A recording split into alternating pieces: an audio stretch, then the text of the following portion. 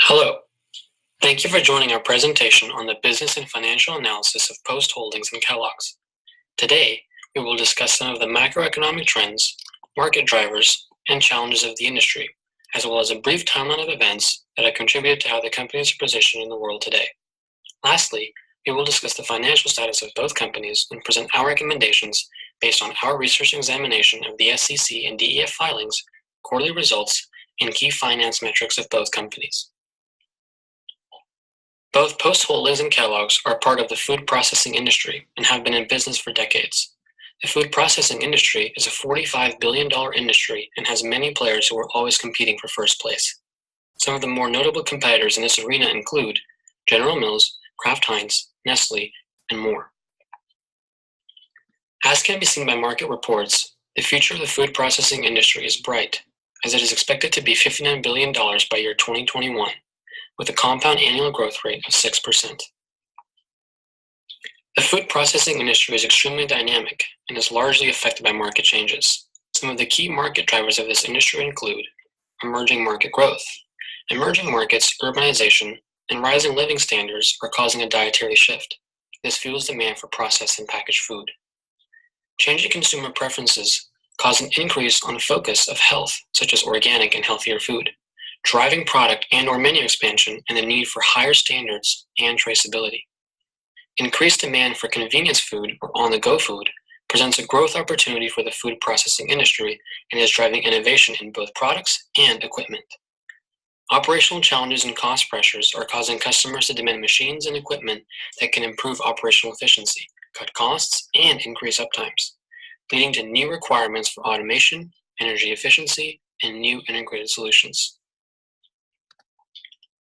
Both Post Holdings and Kellogg's have an interesting story behind how they started and how they came to be to what they are today. Kellogg was started from a failed attempt in 1898.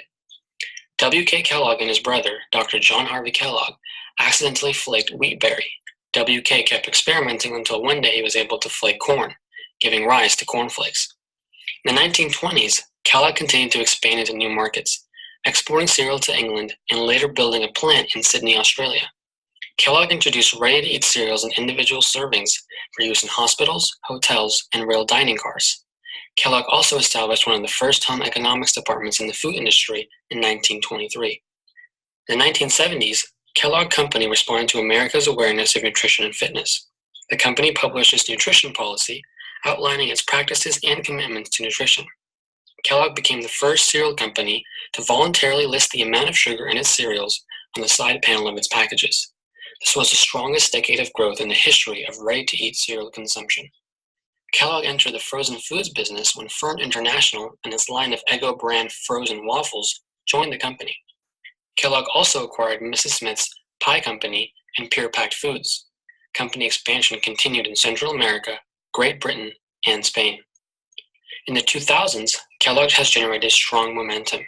In 2001, Kellogg completed the largest acquisition in its company history, the $4.56 billion purchase of Keebler Foods Company. Cereal, once Kellogg Company's only product line, now represented 53% of its worldwide sales, with 32% coming from snacks and the remaining 15% from other grain-based foods.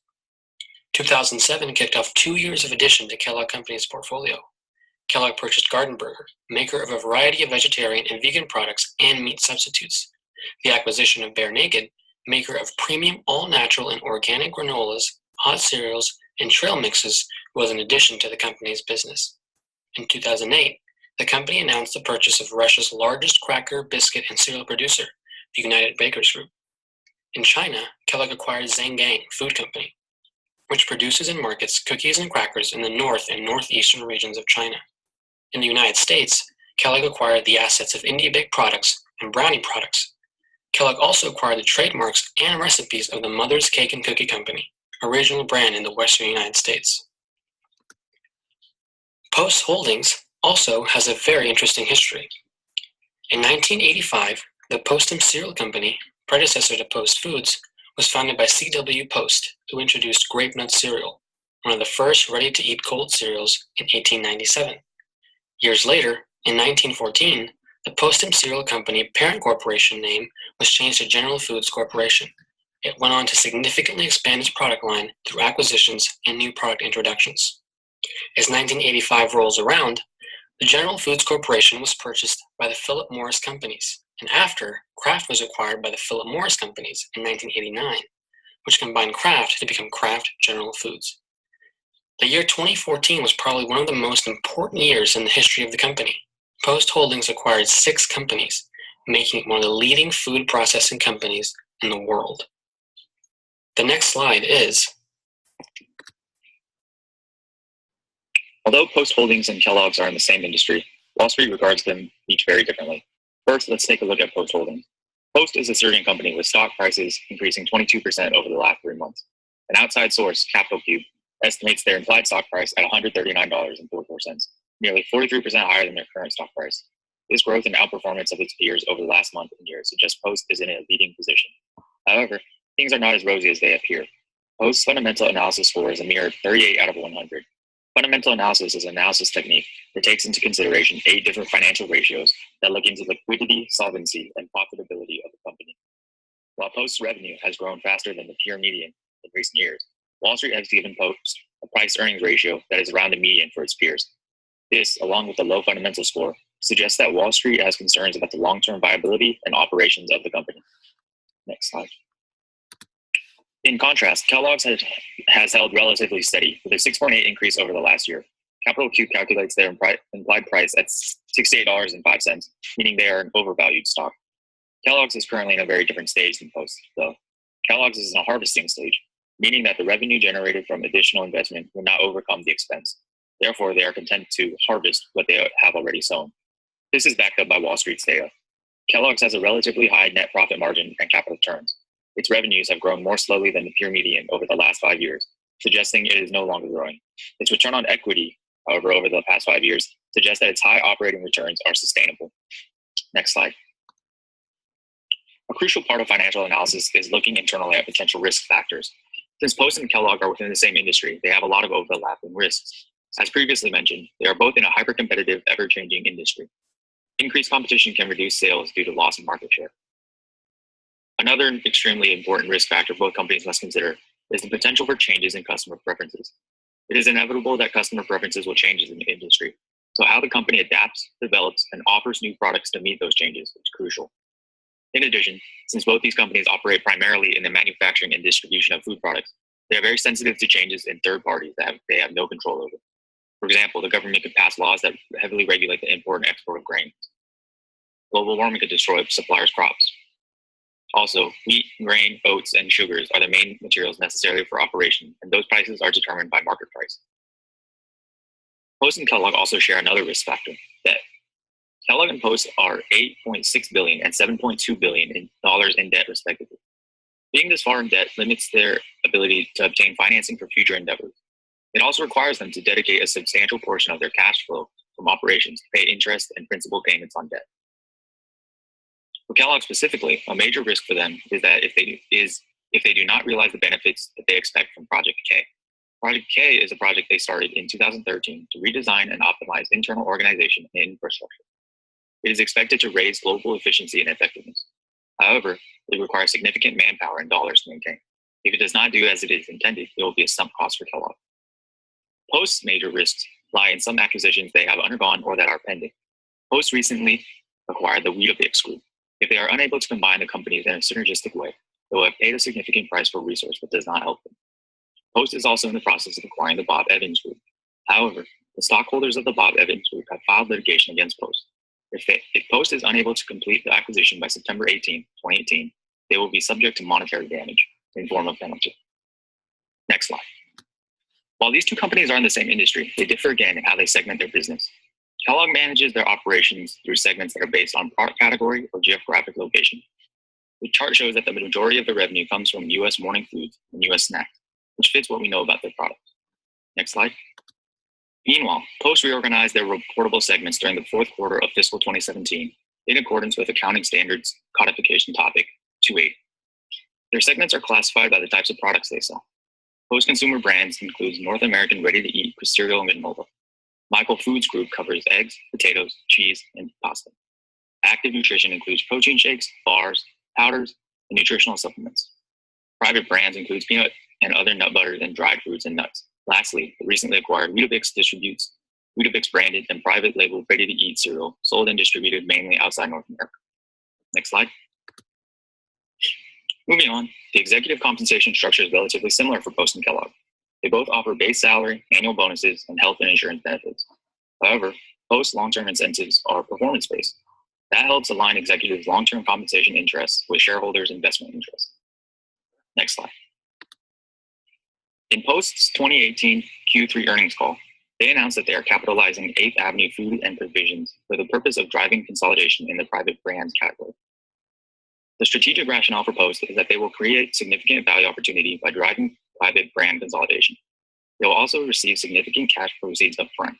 Meanwhile, they will also retain upside in private brand platform with a mandate to consolidate the industry landscape. Next slide. In Kellogg's 2018 Q2 earnings call, they highlighted continued improvement in net sales performance, earnings per share, and raised its outlook for net sales to reflect good first half momentum.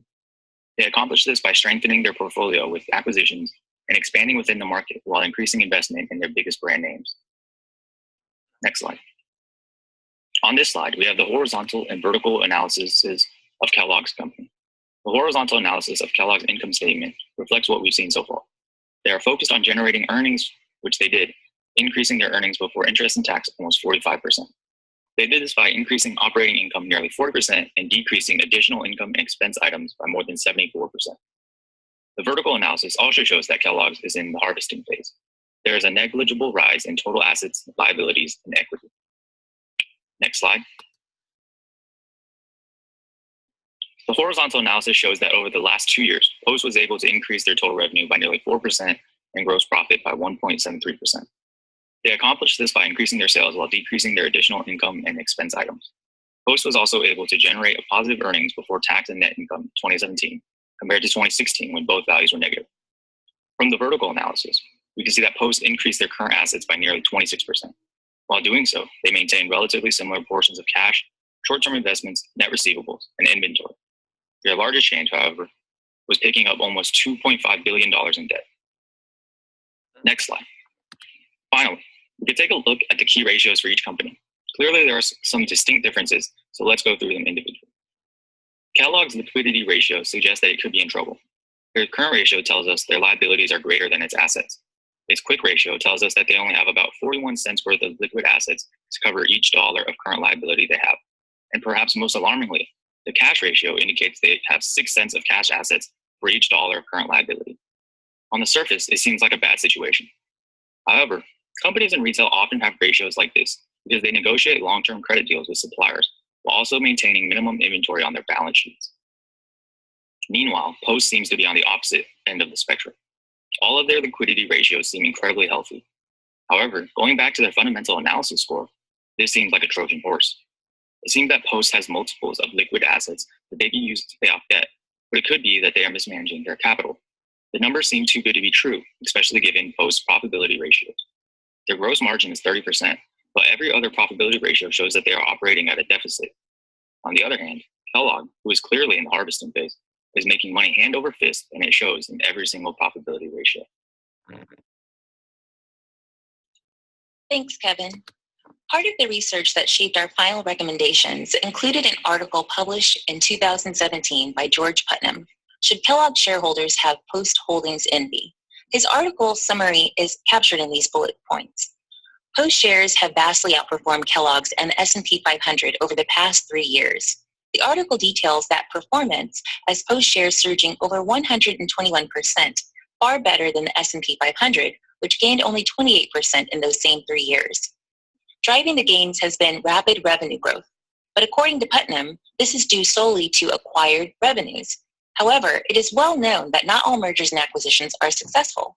Most of the Post acquisitions that Putnam refers to occurred in the 2014-2015 timeframe, plenty of time for profits to go south. They did not. Post's balance sheet is over-leveraged with little room for any bond market fluctuations. All things considered, Post is handling the leverage very well, as evidenced by their outperforming their industry competitors in the process. Kellogg's has more appeal with its strong free cash flow, healthy balance sheet, and well-known generous dividends. Putnam expressed optimism towards the latter part of his article in 2017 that Kellogg's new leadership could introduce a new horizon, turn of the tide. Looking back at the was-is pricing as of October 31st, 2017, Kellogg shares were trading at around $63 per share with a market capitalization of $22 billion. It is currently, Kellogg's is trading at 72.5 with a market cap just over 25 billion. Post Holdings was trading at around $83 on October 31st, 2017, with a market cap of $5.5 billion, and is currently trading at just around $98 per share with a market cap of just over $6 billion. Looking into Putnam's findings, I pulled a quick S&P 600 Food Products Industry Index chart comparing the simple moving average of Post, the orange line, Kellogg's, the green line, and S&P 600 Food Products Industry Index, the blue line. Though not drilled down to their consumer goods sector, the performance is clear. We noticed a slight dip from the spring of 2014 to the spring of 2015, which appears to align with when many of the acquisitions for Post occurred. However, as Putnam noted, from late 2013, Post still appears to outperform Kellogg's. Well into the summer of 2018, Post turns in a strong performance against all competitors. Taking into account all of the research, we arrived at our conclusion. If cash is king is good business guidance, then diversification is the rule when it comes to investing and building successful portfolios with healthy returns. Sans a crystal ball to accurately gauge how stocks will fare in future markets, we recommend investing in both stocks. There is value in both companies. Post has performed well managing new acquisitions as evidenced by their revenue growth, contrary to Putnam's assertion that metric was purchased. Kellogg's has a fairly flat, uneventful, yet consistent track record. However, that could change in the positive direction going forward. Even with the ebb and flow, Kellogg's is investment worthy due to their consistent performance for risk-averse investors, generous dividend payments, which may or may not continue annually, yet so far so good, their historical, ahead of their time, and current social responsibility initiatives, for example, splitting shifts during the Great Depression and founding of the W.K. Kellogg Foundation, which continues to this day, and the ability to tap into new customer desires and trends by evolving their brand. This year, they opened the new Kellogg's Cafe in New York City. To remain a going concern, companies need to be dynamic, innovative, and open to new ideas and change. Kellogg's demonstrates each of those traits. If we had $100,000 to invest, we would invest $65,000 in Post Holdings stock and $35,000 in Kellogg's over the next 3-year time horizon. That would allow time to assess Post's future numbers to those improvements realized in the years 2014 to 2017. It would also allow time to see if Kellogg's cafes are a hit, go viral, and result in expanding to other locales. Post would receive the higher investment due to their historical performance against the S&P 500. And overall, they seem hungrier for results. Per Post's earnings call, they appear to have something to prove in justifying their numerous acquisitions and to maintain high performance levels. Despite recent setbacks in manufacturing due to their facility issues and higher than expected costs to launch new products, Post still pulled off impressive results. Further, the structure of the 8th Avenue Company transition this year and rationale is very smart, very well thought out. As a creditor, the decision is more challenging. All firms look to financial flexibility to address unexpected costs and invest in assets or investment opportunities that will increase revenue and shareholder value. Considering each company's capital structure, solvency, and overall performance ratios, we would lend to Post in the short term and to Kellogg's in the short or long term. Post capital structure ratios are close to Kellogg's in some areas, and their solvency numbers give confidence that Post could pay back short-term loans relatively well. Yet their expense control, net margin, and overall performance ratios are dwarfed against Kellogg's in comparison. Enabling Post to borrow short-term allows us as a creditor to more closely assess the company's business practices and debt handling to better determine creditworthiness for future business and longer-term loans. The key ratios in which Kellogg's is outperforming Post and exploring fresh ideas and launching their Kellogg's cafes assure us as a creditor that Kellogg's is going to spend the money wisely and has the reserves to pay back any debt, even if the investment is not successful. That concludes our presentation. Thank you for your time.